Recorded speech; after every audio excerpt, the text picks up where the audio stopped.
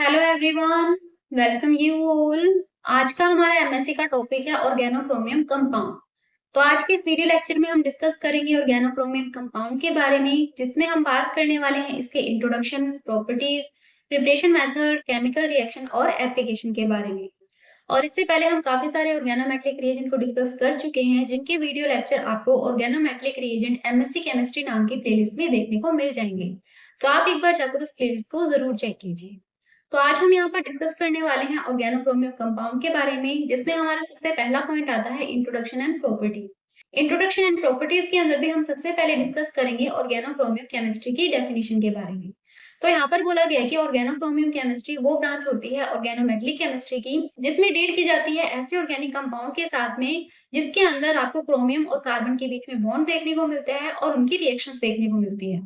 तो बेसिकली यहाँ पर बोला गया है कि जो ऑर्गेनोक्रोमियम कंपाउंड होते हैं, इसमें आपको क्रोमियम और कार्बन के बीच में बॉन्ड देखने को मिलता है। ऐसे ऑर्गेनोमेटेलिक रिएजेंट को हम बोलते हैं ऑर्गेनोक्रोमियम रिएजेंट, और इनकी जो केमिस्ट्री होती है ये कहलाएगी ऑर्गेनोक्रोमियम केमिस्ट्री। अब इसके बाद में आता है हमारा नेक्स्ट पॉइंट, जिसमें बात की जा रही है अलग अलग ऑर्गेनोक्रोमियम रिएजेंट के बारे में। तो यहाँ पर कहा गया है कि ऑर्गेनोक्रोमियम रिएजेंट का आपको काफी ज्यादा यूज देखने को मिलता है ऑर्गेनिक सिंथेसिस के अंदर, और इनमें भी आपको डिफरेंट तरीके के ऑर्गेनोक्रोमियम रिएजेंट्स देखने को मिल जाते हैं। और अगर हम बात करें उनमें से कुछ इंपॉर्टेंट ऑर्गेनोक्रोमियम रिएजेंट की, तो यहाँ पर सबसे पहला नाम आता है एरिल क्रोमियम कॉम्प्लेक्सेस का।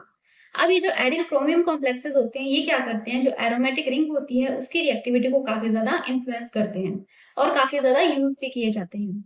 तो इसलिए ये जो एरिल क्रोमियम कॉम्प्लेक्सेस होते हैं ये काफी ज्यादा इंपॉर्टेंस रखते हैं ऑर्गेनोक्रोमियम रिएजेंट के अंदर। अब इसके बाद में अगर हम बात करते हैं अदर अनसैचुरेटेड क्रोमियम कॉम्प्लेक्सेस की, तो इसमें आपको देखने को मिलेंगे एल्किल क्रोमियम स्पीसीज और क्रोमियम कार्बिन्स। तो ये दोनों कंपाउंड्स भी काफी ज्यादा इंपॉर्टेंट है ऑर्गेनोक्रोमियम रिएजेंट के अंदर, जो कि प्रमोट करते हैं यूजफुल ट्रांसफॉर्मेशंस को। तो यहाँ से हमें पता लगता है ऑर्गेनोक्रोमियम कंपाउंड के बारे में। तो अभी हमें यहाँ से ये पता लग गया कि इंपॉर्टेंट ऑर्गेनोक्रोमियम रिएजेंट कौन कौन से हैं।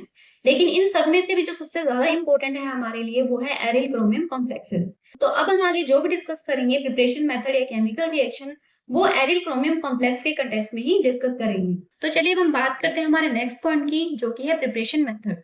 तो जैसा कि अभी हमने बात की कि हम यहाँ पर डिस्कस करने वाले हैं एरिल क्रोमियम कॉम्प्लेक्स के बारे में। तो हम यहाँ पर ये देखेंगे कि एरिल क्रोमियम कॉम्प्लेक्स को हम कैसे बना सकते हैं। तो यहाँ पर बोला गया कि एरिल क्रोमियम कॉम्प्लेक्स को हम इजीली प्रिपेयर कर सकते हैं। इसके लिए हमें क्या करना पड़ेगा, इसके लिए एरीन को हीट करना पड़ेगा क्रोमियम हेक्साकार्बोनिल के साथ में। तो ये जो क्रोमियम हेक्साकार्बोनिल है इसे हम डिनोट करते हैं CrCO6 से। जब हम इसे ट्रीट करते हैं एरीन के साथ में और उसके बाद में इसे हीट किया जाता है, तो यहाँ पर फॉर्मेशन होता है एरिल क्रोमियम कॉम्प्लेक्सेस का। इसके अलावा आप इसे बना सकते हो लिगेंड एक्सचेंज से। तो यहाँ पर आप क्या कर सकते हो, नेफ्थलीन क्रोमियम ट्राइकार्बोनेट कॉम्प्लेक्स के साथ में लिगेंड एक्सचेंज के थ्रू भी आप एरिल क्रोमियम कॉम्प्लेक्स का फॉर्मेशन कर सकते हो। तो ये बात आती है एरिल क्रोमियम कॉम्प्लेक्स के फॉर्मेशन की।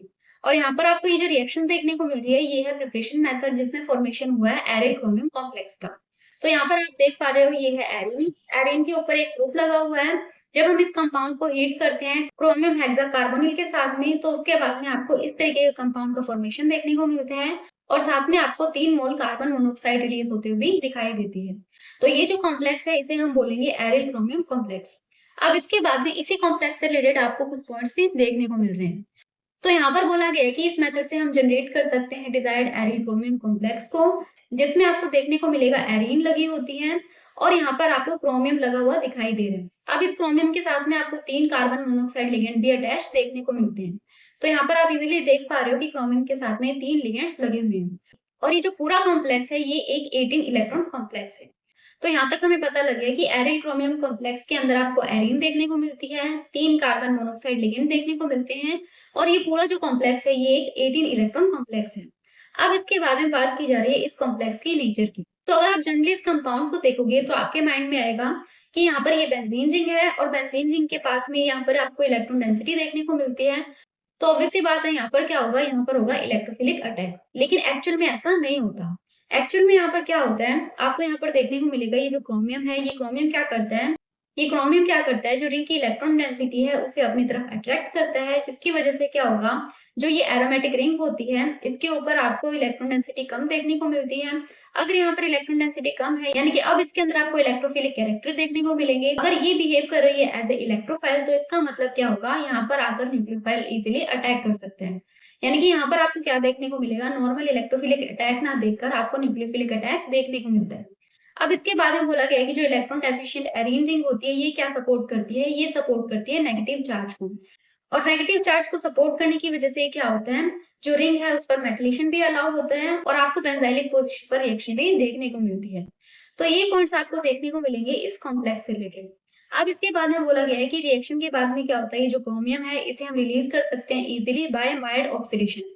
यानी कि रिएक्शन के बाद में जब इस क्रोमियम को रिमूव करना होगा यहाँ से, तो हम यहाँ पर क्या करेंगे, माइल्ड रिड्यूसिंग एजेंट का यूज करेंगे, जो कि यहाँ पर करेगा ऑक्सीडेशन और उसके बाद में जो क्रोमियम है ये इजीली रिलीज हो जाएगा।